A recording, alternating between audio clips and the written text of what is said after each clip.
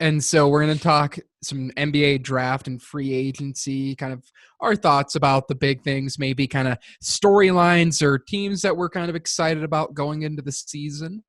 And then we'll get to our normal NFL stuff. So I'm gonna let Alex lead off, and I'm gonna bring up the Christmas games were released. We got 5 really good games, and I know that your Heat are kicking it off on Christmas. What are your thoughts on the Christmas games and the NBA just kind of as a whole, especially the Heat? Um, I think the biggest piece of news is that the Pistons go out and get the middle ball boy, Leandro. Biggest deal Woo! on the planet. All balls finally will be in the league, assuming he doesn't get cut. Saw the details on his contract. Not what you'd want He's getting cut, compared I'm to what sure. your brothers are getting. Um, for the Heat playing, I think it's the Pelicans we opened the year with. Um, I like that Christmas Day. Christmas has always been you got playoffs in the background, at least since Nick and I ever got into sports. So having ball in the background on Christmas Day sounds nice. It's a weird Christmas too. Don't know if we're going to be together or not. So Yeah. better games good for having the really good games out there. I'm trying to remember. I don't remember. Is it So Lakers play who? Mavericks. Mavs. Yeah. Oh, that's what I thought. Okay. The That two I'm big excited games in for. my eyes. Yeah, it's Go that for it. game, and then I think the Celtics Nets game is the other big game. You Yeah. obviously have Clippers Nuggets, but that one's a little bit later in the evening. I think the Celtics Nets and Clippers Mavericks are the two games I'm really dialed in for. Especially because the Nets, we haven't seen KD and Kyrie play together. So I'm Yep. curious to see Yeah. what's that like. It'll be a fun lineup. Uh, uh, the Heat, I'm excited for. They just dropped their new Vice jerseys and announced this will be Look the good. last year they go with the Vice jerseys. And again, they are sick. And I have yet to own a piece of Vice. I mean, I guess I have the Bam Vice jersey, but I want something that gets real popping, which they don't do with the jerseys as much until this year. But Heat know how to do a jersey, man. The black tie was awesome. They went with the white hot when Bronny was there too. That was great. Our Christmas Day ones from back in the day were always awesome. And the Vices they've been doing have been great. And this is the last year they're going to do them. So I'm loving what's going on in the NBA. And I guess last piece of news is LeBron signing an extension. He Yep. says, hey, Yeah. everybody said, 4 years, LeBron's over anyway. He hasn't been that good. Lies. LeBron has still been arguably the best player in basketball. He's just 4 steps ahead. He's 40 steps ahead of everybody when he's on the court. He says, hey, not only am I going to try to play with my son or against my son, I think I can win 4 more years. I think Anthony Davis is all but assured that he's going to sign a Yep. Yeah. 4-year max. So I like it for the Lakers. It's going to be fun. I love LeBron. Hopefully the Heat can sneak in there, maybe try to steal another championship from him, but we'll Yeah, it's see. gonna be. Yeah, well, and on the topic of the Lakers, I don't think any team nailed free agency quite like they did. They are playing chess while the rest of the West is playing checkers. Like, They're trying no to find doubt the about checker it. pieces. Yeah, it's is they got Montrezl Harrell and Dennis Schroeder, the top two guys for six man of the year voting. Everyone tried to attack the Lakers last year for their bench scoring, and that was all we ever heard. And so they just went out and added two of the best scorers off the bench. They added Wesley Matthews, who should, with Danny Green, obviously struggled to shoot the ball in the finals, even though he does have championship experience, a little more than Wesley Matthews. But I think that's basically just a easy swap out. You're probably going to get similar type of production. And then you had Marc Gasol. They a little less athletic at the rim, but they got a lot smarter and they got a lot better offensively. I just can't believe the best team in the NBA just got better, while all the other major players in the West didn't.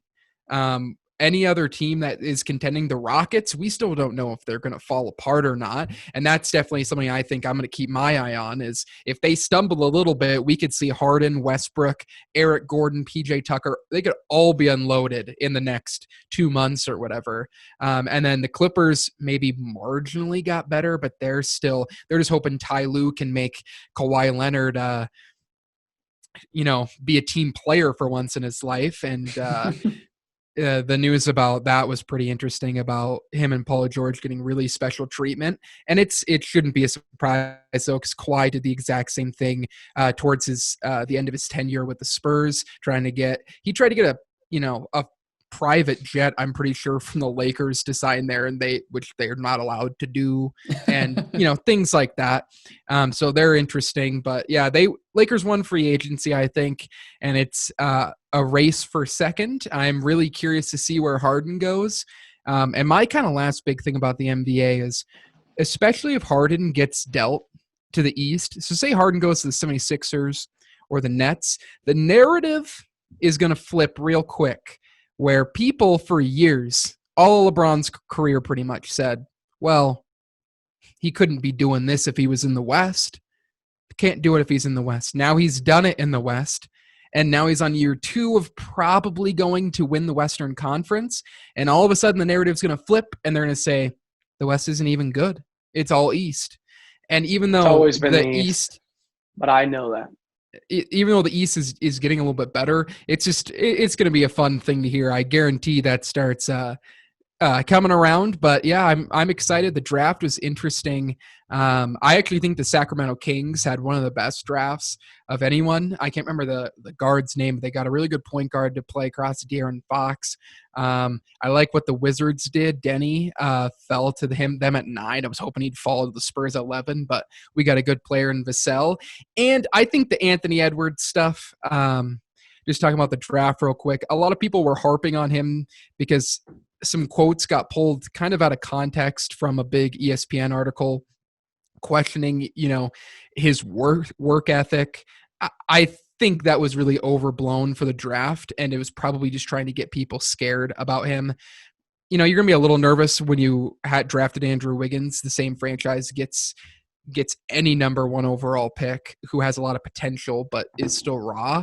But I think the Timberwolves are looking up. And yeah, any thoughts on the NBA, Kyle? Anything you're excited for going into the year? I know you don't watch a ton, but well, before the draft and free agency started, we had, all these ideas and all these what ifs about what's going to come before the season begins. Like, there was a lot of headlines and a lot of rumors and whatnot, but then the Lakers took the fun out of it by just getting everyone and then becoming better than they were last year. So you're kind of right, Nick. Like, pretty much Lakers won free agency there, and they just became even more of the top dog than before. So it's like, all right, so what are the scraps going to be? What are we going to be looking at here? So, I mean, for me, from the outside looking in, I'm still curious about that Rockets situation between, Harden and Westbrook, just to see, what's going to become of that. Are they going to mend things, or are they going to decide to break apart and go to different places? Then when it comes to the Nets, like, we haven't seen the Nets, like you guys said, with Durant and Kyrie. So I really want to see if this Nets team is going to turn around with those two being added in. Plus 2 teams that I'm kind of interested in, or, well, 3 actually, are the Mavs, the Timberwolves, and the Pelicans. But that's just because, I love Brandon Ingram and I have a soft spot for Lonzo Ball still. Yeah. But I am curious. I believe they got a new coach as well. Am I wrong about that? Or yeah, they Pelicans got get a new coach? Stan Van Gundy. So he coached the Pistons before this. I believe he coached the Magic when they went to the finals 11 years ago with Dwight Howard. And then he was in the booth in the bubble with his brother, Jeff Van Gundy. Okay. Well, I'm curious to see if that'll be the guy that'll, be able to turn this young team around, and then maybe he'll, kind of be like the similar situation with the Suns last year, to where they're kind of a surprise in maybe like the second half of the year or something like that. So those are like the teams that are going to be like on my watch list just to be curious about. But, no matter who had the best draft or whatever, I think it mostly comes down to free agency, and that's just the Lakers. Yeah. I got a few more NBA points, if you don't mind. Do it. Yeah, I do. Yeah, you go first. Let's hear it. The Lakers, I agree with everything you've been saying, but at the same time, what I like about this season is it's still just like last season. It doesn't feel like stacked like it did with 4 years with the Warriors. With the Warriors, when they dominated, it felt stacked. Even more so with Braun, when Braun wasn't on the Heat. I mean, the Mavs beating them showed that, hey, we can beat these guys. But the Warriors just dominated over and over and over.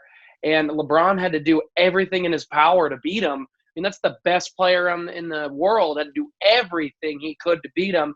And Kyrie obviously hit the amazing shot to win it. But I like that it doesn't feel stacked. About my Heat, I think they also did a really good job in free agency. I really liked the pickup of Avery Bradley, I think, is big. We lost Jay Crowder, which isn't going to help on the defensive end, but we kept a couple players I like. Goran, that max he had is finally over. We're keeping him for just a much smaller contract. Duncan, we've still got. We've got our young core, brought in a couple vets I think can really help.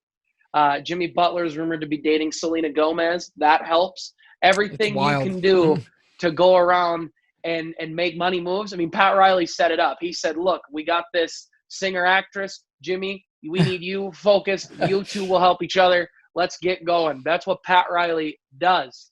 He paid Selena Gomez for that? I don't know. But the last thing is I really like the contract. I don't love Leonard's contract. Yeah, that was weird. He getting paid a lot. He's not guy. That good. I mean, he's not. And I just wasn't big on that. But it's a small 2-year. I mean, it's enough money, but it's a 2-year deal. I think what they're saying is, hey, we can make a run this year with this team to at least try to get better. We've made a few pieces. I do think the team is better than last year. Extending Bam was big. And we still have, I believe, the money. We got to clear a tiny bit of space, but I can get off one of these contracts to bring in a guy next year easily.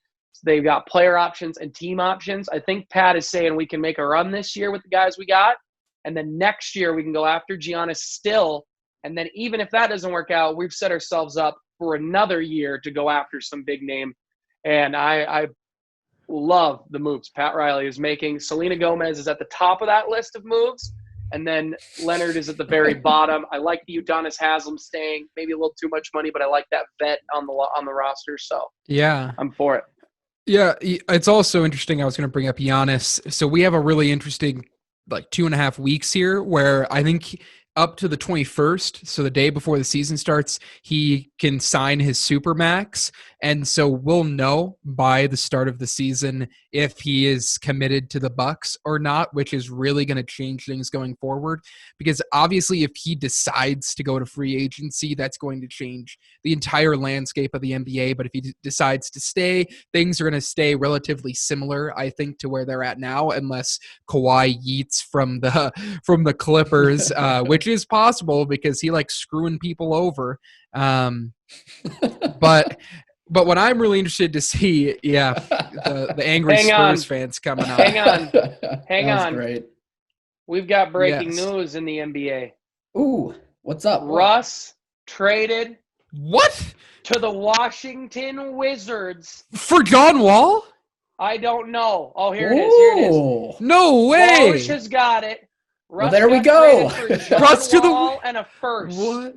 That answers one of my questions. To Washington for Johnny Wall and a first-round pick. Sources tell ESPN our boy Woj dropping dimes. When we film Get Back, guys, they know, hey, it's time to drop breaking news. Happen. So it comes out the next day. It's an exclusive. It's an exclusive, guys. Here. We broke the story, Woj. We broke the story. Okay. That is insane. I forgot. Go ahead, Kyle. I forgot the Wizards were a team. Yeah. When you said Washington, I was like, they have a basketball team? Oh, the Wizards. Okay. The Wizards that's so weird. That's such a weird trade. Fleeced the Spurs, not this offseason, but last offseason with Davis Bertans, the Spurs power forward, one of the best three-point shooters in the NBA. And we traded him thinking we were getting Marcus Morris. And then Marcus Morris he backed out of a contract he'd already accepted, but we traded Bertans already. And the Spurs, honestly, he was a big part in the Spurs fall off. That's really interesting. So the Wizards definitely get better because they didn't have John Wall the last, year and a half, almost 2 years. I'm curious to see him and Bradley Beal play. Seems like it's a better fit than him and James Harden, but it's not different than him and Paul George, really, So I mean the Wizards, they're going to be a playoff team, but that's an odd move. That it just feels like they need to sell tickets, right? I forgot they were a team. I love John Wall. Big fan of him from back in the day. Oh, you got to get that the dance going. But Oh, man, yeah. he has just not been the same. He's had 2 big injuries back to back. We Yeah. haven't seen him play in 2 years. He's not the same guy. This is a steal to me by the Wizards. They're good. I mean, if you're talking just player Yeah. ability, you just gave up a guy who hasn't played in 2 years, who isn't doing anything for your franchise, and you offset a first round pick that you're a lottery. You don't know where you're going to get that for Russ, a guy who can cook. I mean, hey, he's going to sell tickets. That's what you want. Are they going to be super competitive? They might be with him and Beal They're together. probably a playoff team in the East. I would Probably. they're better than the Magic now. They're better than the Hornets, even with Gordon Hayward, which is another odd signing. They're probably like the 7th best team. Like that's interesting. I mean, I want to see it. I want to see Russ ball out. He's so fun to I watch. like the move. Yeah, I mean, And it it's might like be good for John Wall, too. Yeah, get John. Yeah, I mean, it's Russ's. They're very similar type of player. Both athletic, side to sideline. But they don't really shoot. And they're definitely similar type of point guards. That's interesting. Well, does that probably means that Harden's gone, right? Like they're just gonna blow it all up. Would be my guess. I would assume so. Didn't they trade Clint Capella, too? That was last year. They did that to play small ball. They did get a really underrated signing in Christian Wood from the Pistons, who's a center who has a ton of potential. I wouldn't be shocked. I mean, they can get a lot for James Harden, but PJ Tucker, they already traded Robert Covington. They might try to see what it's like with Harden for a little bit, but Harden could be on his way out, and I hope they send him. If Harden goes to the Nets, you got to give up a Kyrie Irving, don't you? You have to. Why not? But they don't want Kyrie Irving. They have John Wall now, right? But you got to trade him for something big. You can't just take picks for James Harden. And I want Harden, Kyrie, and KD on the same team? No. It's a good team. I don't want that. It's true. I think if he were to go to the Nets, it would be Karis LeVert, Spencer Dinwiddie, what's his name? Garrett Allen. Couple of good young players. I mean, LeVert is a borderline all-star. He's really good. He would have been an all-star. D'Angelo Russell would not have an all-star appearance if Karis LeVert didn't get hurt 2 years ago. But yeah, I don't know. Because also you don't trade for Ben Simmons if you just traded for John Wall unless they're planning on flipping John Wall again. It's really interesting. Maybe the Rockets. Wait, did the Rockets think they can get Embiid? Well, I would. That's just a theory. Yes, you want James Harden. Yeah, well, James Harden probably would work, I think, a lot better with Joel Embiid than he would with Ben Simmons, because Ben Simmons can't space the floor. Joel Embiid can, at least a little bit. That's probably the thought, would be my guess. If they offload him to somewhere that doesn't matter? Yeah, I mean, there's no reason they can't. I mean, we're all expecting Russ to go somewhere big, and Russ goes to the Wizards. They've been irrelevant. They got Bradley Beal. You like Beal quite a bit, but Russ was a little more expected. Like, we expected the Knicks and the Cavaliers were two other teams. Like, what team is going to take on Russ with his monster contract and his declining play? One of the bad teams in the East that want to make the playoffs, right? Yeah, better not be Miami. So just wrapping up NBA real quick, because I just have one more thought, and you guys can chime in. But what I'm really curious about is, because it does feel like it's definitely obviously not Warrior dominance, right? But it does feel like the Lakers are the heavy favorites. So trying to figure out what teams can challenge them, because the Clippers failed last year. The two teams that I'm really looking at is the step up of the Mavericks. They made some really good moves. Josh Richardson is awesome for them, I think, and Luka is probably going to be right in the thick of things for winning his first MVP this year if he stays healthy. And if Kristaps Porzingis is healthy, that is a team that feels like they could actually challenge LeBron just because of how dominant Luka has the potential to be. And I think Porzingis can match up pretty well against Anthony Davis. And then it's the Nets. You have Kyrie Irving and KD. They've both played amazing in the biggest moments in the playoffs. And when KD's healthy, if he can get close to what he was when he got hurt, he's probably the only player in a postseason type of setting, because we've seen Giannis kind of fall back. Luka doesn't feel like he's there yet. Obviously, we saw with Kawhi last year that he's just not on the same level to match LeBron. Through not just 1 or 2 games in a series. We did see Jimmy Butler do that. I knew Alex was going to attack me real quick, but to see Kevin Durant do it for a full series and outplay him potentially, those are the 2 teams I really have my eye on to see. Will they be able to challenge the Lakers? But obviously you have the Bucks, the Clippers, the Heat, the Nuggets right behind there. Just waiting for it. So any final thoughts on NBA, or should we switch it up? I'm so glad that we broke this story exclusively. Yeah, I'm sure. I'm proud of us, boys. We did it. I know. We made it big. We gotta reach out to a fan. We gotta shout out a fan of the show. Biggest Russell Westbrook fan you'll ever meet. Good friend of ours, Peyton Keltner. He'll be on the show one day. Maybe we'll get him on soon to talk some Russell Westbrook next week. But he's a big Russell Westbrook fan, and so I'm curious to hear what he thinks about it later. Yeah. Also, poor Klay Thompson tearing his Achilles. That's a bummer. Yeah, true. That is a bummer. Big bummer for him. And it really shakes up the West, because that was a team that, that was a finals nucleus, right? And you lose Klay Thompson, and all of a sudden, I feel so bad for him. It's just going to be Steph hanging out.